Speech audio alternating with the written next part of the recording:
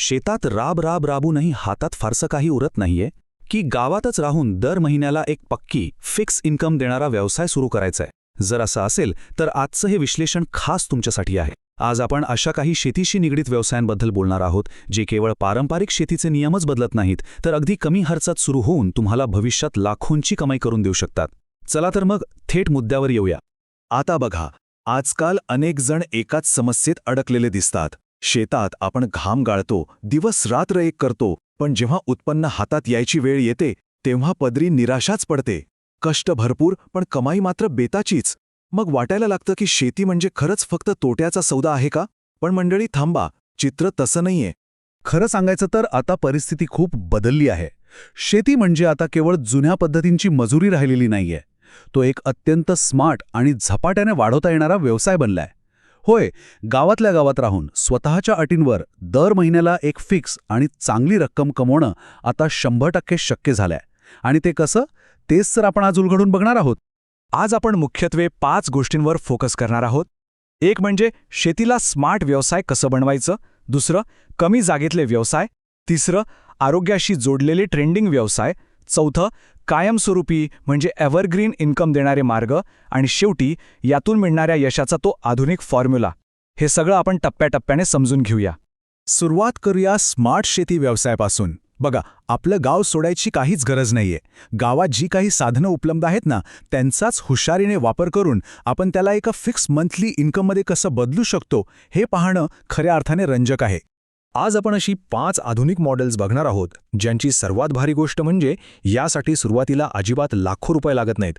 अगदी छोट्या भांडवलात सुरुवात, पण जर योग्य प्लॅनिंग केलं तर मात्र पुढे जाऊन लाखोंची कमाई करण्याची ताकद या मॉडेल्समध्ये नक्कीच आहे. चला तर मग पहिल्या कॅटेगरीकडे वळूया, ती म्हणजे कमी जागेतील व्यवसाय. आता अनेकांचा हा प्रश्न असतो की आमच्याकडे तर जास्त जमीनच नाही, मग आम्ही काय करायचं? त्यांच्यासाठी हे एकदम परफेक्ट उत्तर आहे. कमीत कमी जागेत जास्तीत जास्त नफा कसा काढायचा हे आता आपण बघूया. यातला पहिला आणि सध्याचा सगळ्यात हिट ट्रेंड म्हणजे मशरूमची शेती. आजकाल तुम्ही पाहिलं असेल, लोकांच्या खाण्याच्या सवयी बदलल्यात. फक्त शहरातच नाही तर आता गावागावात मशरूमची डिमांड तुफान वाढली आहे. आणि याचं वैशिष्ट्य काय माहितीये? याला ना मोठं शेत लागतं, न भरपूर ऊन. तुमच्या घरातली एखादी छोटी, अंधारी आणि थोडी ओलसर जागा असलेली खोली असली तरी तुमचं काम झालं. आता पैशांचा विचार कराल तर तुम्हाला वाटेल खूप खर्च असेल, पण नाही. सुरुवातीला अगदी 10 ते 15 हजार रुपये, हो, फक्त 10-15 हजारांच्या गुंतवणुकीत तुम्ही हा सेटअप उभा करू शकता. म्हणजे विचार करा, एवढ्या कमी पैशात स्वतःच्या घरातून बिझनेस सुरू होतोय. आणि याचा परतावा म्हणजे रिटर्न्स ऐकाल तर थक्क व्हाल. जर तुम्ही योग्य ते ट्रेनिंग घेतलं आणि अगदी सिस्टमॅटिक काम केलं तर ह्याच छोट्याशा खोलीतून तुम्ही दर महिन्याला 30 ते 50 हजार रुपयांपर्यंत सहज नफा कमवू शकता. 10-15 हजार लावून 50 हजारांपर्यंत जाणं हा खरंच एक गेम चेंजर बिझनेस आहे, नाही का? याच कमी जागेच्या गटातला दुसरा हुकमी एक्का म्हणजे पोल्ट्री फार्मिंग म्हणजेच कुक्कुटपालन. आता अंडी आणि चिकन या 2 गोष्टींची डिमांड कधीच कमी होत नाही. वर्षभर 12ही महिने याला मागणी असतेच. त्यामुळे हा असा व्यवसाय आहे जो एकदा सुरू झाला की वेगाने वाढतच जातो. आणि इथेही तीच गोष्ट लागू होते. कुक्कुटपालन करायचं म्हणजे लगेच हजारो कोंबड्यांचा मोठा फार्मच टाकला पाहिजे असं अजिबात नाहीये. तुम्ही अगदी 50 ते 100 कोंबड्यांपासून छोटी सुरुवात करू शकता. योग्य मॅनेजमेंट आणि काळजी घेतली की या छोट्याशा सुरुवातीतूनच तुम्हाला चांगला नफा दिसायला लागतो आणि मग तुम्ही तुमचा व्यवसाय आरामात वाढवू शकता. आता आपण एका अशा क्षेत्राकडे वळणार आहोत ज्याने मार्केटमध्ये अक्षरशः क्रांती आणलीय. ते म्हणजे आरोग्याशी संबंधित व्यवसाय. आजकाल प्रत्येकजण आपल्या फिटनेस आणि आरोग्याबद्दल खूपच जागरूक झालाय. याच वेलनेसच्या लाटेचा फायदा शेतकरी कसा घेऊ शकतात ते बघूया. बघा, एकीकडे असते आपली नेहमीची पारंपरिक शेती, ज्यात केमिकल खतं वापरली जातात आणि बाजारात त्याचे सर्वसाधारण भाव मिळतात. पण दुसरीकडे आहे ऑर्गॅनिक म्हणजे सेंद्रिय शेती.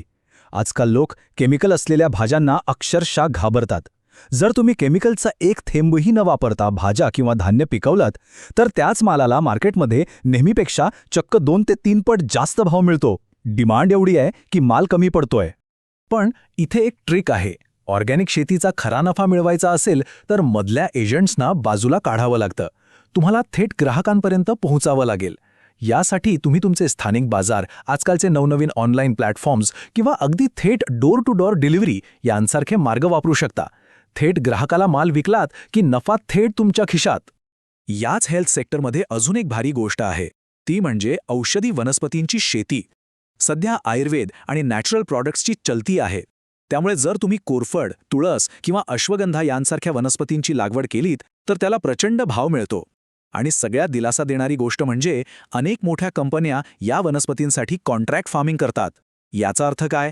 तर पीक हातात येण्याआधीच तुमचा खरेदीदार फिक्स असतो. माल कुठे विकायचा हे टेन्शनच राहत नाही.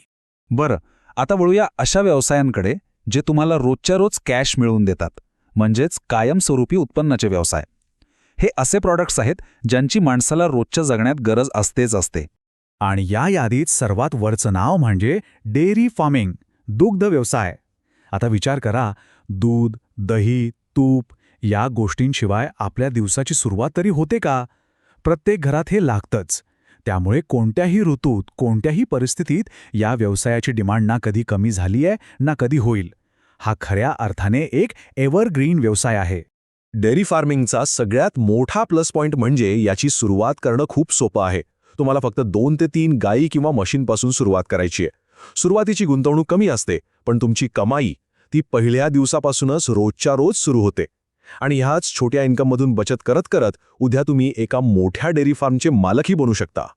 तर मंडळी, आपण हे सगळे भारी बिझनेस आयडियाज तर पाहिले, पण आता सगळ्यात महत्त्वाच्या मुद्द्यावर येऊया. हे सगळे व्यवसाय वास्तवात यशस्वी होतात तरी कसे? फक्त व्यवसाय सुरू करणं पुरेसं नसतं, तर त्यासाठी डोक्यात एक वेगळा विचार असावा लागतो. आणि तो विचार म्हणजे स्मार्ट फार्मिंग. फक्त काबाड कष्ट करून यश मिळत नाही. अचूक माहिती घेणं, योग्य ते प्लॅनिंग करणं आणि त्यासोबतच सातत्याने मेहनत घेणं, ह्या तिन्ही गोष्टींचा जेव्हा मेळ बसतो तेव्हाच पारंपरिक मजुरीचं रूपांतर एका प्रॉफिटेबल व्यवसायात होतं आणि तेव्हाच खऱ्या अर्थाने गावात समृद्धी येते. आपल्या आजच्या या विश्लेषणातल्या एका वाक्याने मला खूप विचार करायला लावला. ते वाक्य असं आहे, सुरुवात छोटी करा पण विचार मोठा ठेवा. होय, आज तुम्ही उचललेलं एखादं छोटंसं पाऊलच उद्या तुमच्या मोठ्या यशाची आणि आर्थिक स्वातंत्र्याची मजबूत पायाभरणी करत असतं. छोट्या सुरुवातीला कधीच कमी लेखू नका. शेवटी हा एक विचार मी तुमच्यावर सोडून जातो. गावातून पुढचा मोठा व्यवसाय सुरू करण्याची वेळ आता खरंच आलीये का? मला तर वाटतं नक्कीच आलीये. मला खात्री आहे की आजची ही माहिती तुम्हाला एक नवी सुरुवात करण्यासाठी नक्कीच प्रेरणा देईल. जर तुम्हाला हे विश्लेषण आवडलं असेल तर यावर नक्की विचार करा. आपण पुन्हा भेटूच एका नवीन विषयासह. तोपर्यंत धन्यवाद.